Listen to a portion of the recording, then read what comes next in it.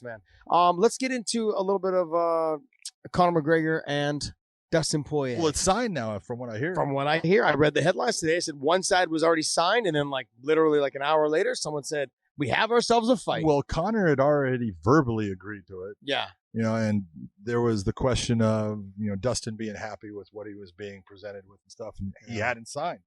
And finally, he signed January 23rd, and so right away after that, it was, you got to fight. So it's the question of, yes, they fought once. Are they both different fighters today? Yes, they are. Absolutely. They both are doing things differently. Is that going to change the outcome, though? That's the question. I don't think it is. I don't either. As much as I like to see Dustin fight, and as much as I enjoy watching Conor fight and use his skills, I just think Conor's that tad bit ahead, a little bit. Just the reach. He uses his reach, his range, his precision of when he lands his punches. His timing and his distance control are unbelievable. Yeah, and I think Dustin's going to have to be careful of that. Especially when he's fighting someone that he has no concern about them shooting in and taking him down with a high-caliber wrestling background.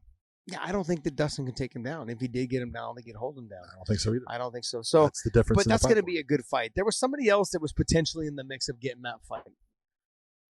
They were talking about somebody else. Podcast, Dave?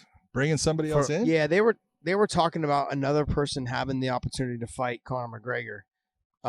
Justin Gaethje.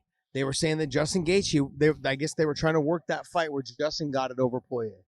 And I was like, oh, man, that's a shit situation. If I'm Poirier, I'm like, shit, I'm kissing away that normally, fight. If you take a look at the UFC's matchmakers, you're looking at Mitch and Sean. They take a they take a page from Joe Silva, where Joe, if he had two guys that lost, a la Justin Gaethje lost his last fight against Khabib, and then you have a Dan Hooker who lost his last fight against Poirier. You take those two guys and you put those two guys together because one of my guys is going to walk away with a win. Microphone, John. And so, what's that? Pull it up. Yep, there you go. Dude, it's right up as close as I can get this thing.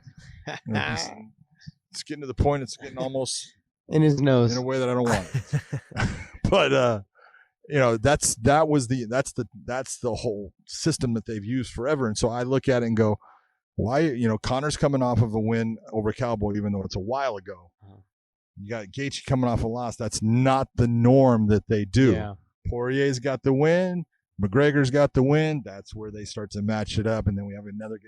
Whoever gets that, now they've got those multiple wins in a row. So we'll see. Makes sense. So there was good job, Joe Silva. So there was a report from Ariel Helwani that because Poirier was the reason that the Ferguson Poirier fight didn't happen, that he might also be the reason that McGregor Poirier didn't happen, and so they were looking at Justin Gaethje and Conor.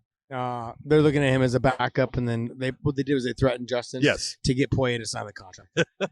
Kind of makes sense. Good job. It worked. Good job, UFC. Yeah. That tasted like vinegar coming out of my mouth. But it was good though. That's good business right there on their part.